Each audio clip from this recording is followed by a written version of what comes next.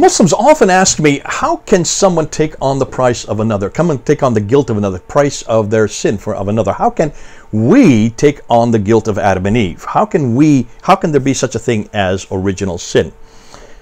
Good question. Absolutely. Because they say this is unjust, and I can understand why they say this is unjust. It does sound unjust to me as well. God, and there are two references in the Qur'an which confront that notion. In chapter 6, verse 164, in chapter 53, verse 38. That's Surah 6, ayah 164, Surah 53, ayah 38. Very clearly that nobody can take on the sin of another. That is directed at this notion that God took on our sin and that we are imputed with Adam and Eve's sin. So you can see why those two verses are there, to confront both of those dictums that we find in the Bible.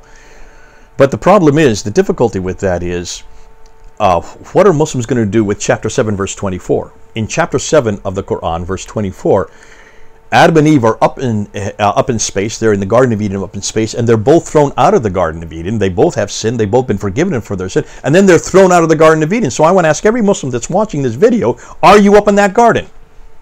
None of you are up in that garden. All of you are on earth.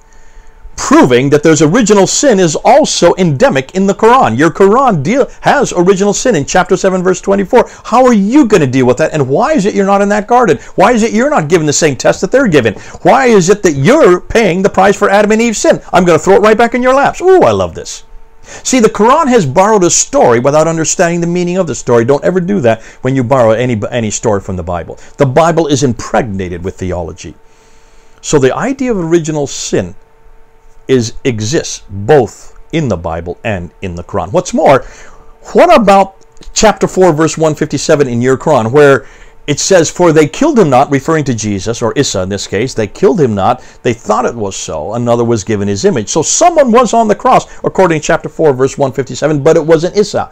If it wasn't Isa, who was on the cross? And wasn't he paying the price for Isa? So the more you try to change it, the more you try to distort it, the more you try to manipulate it, the more you make it more difficult for yourself. Of course, he died on the cross. And we do know very well that he can die on the cross. And we know that very well that he did die on the cross.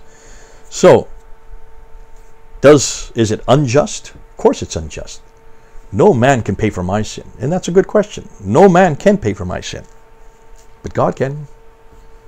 God did. And God did for you as well. God bless you.